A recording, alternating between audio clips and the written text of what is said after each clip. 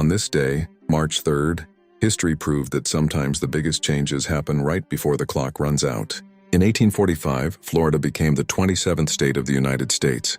What had once been a Spanish colony and a contested frontier officially joined the Union, expanding the young nation further south and deepening the political tensions that would eventually lead to the Civil War. In 1863, President Abraham Lincoln signed the National Conscription Act into law, creating the first federal draft in U.S. history. The Civil War had reached a point where volunteers weren't enough.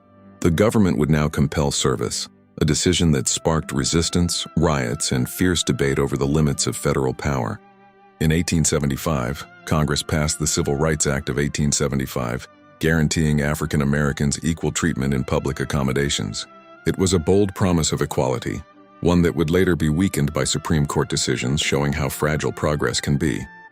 In 1931, the Star-Spangled Banner officially became the national anthem of the United States. Written during the War of 1812, the song had already become a symbol of resilience. But on this day, it became law, a formal declaration of identity.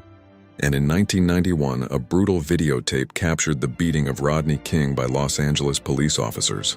The footage would ignite national conversations about police brutality, accountability, and racial injustice, conversations that continue decades later.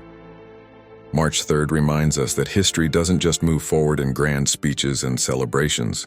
It moves through laws signed at the last minute, songs that define identity, promises made and broken, and moments caught on camera that force a nation to look at itself. Some days feel routine. Others leave marks that don't fade. If you enjoyed this trip down the rabbit hole, don't forget to like, share, and subscribe to Smart History for Dumb Times.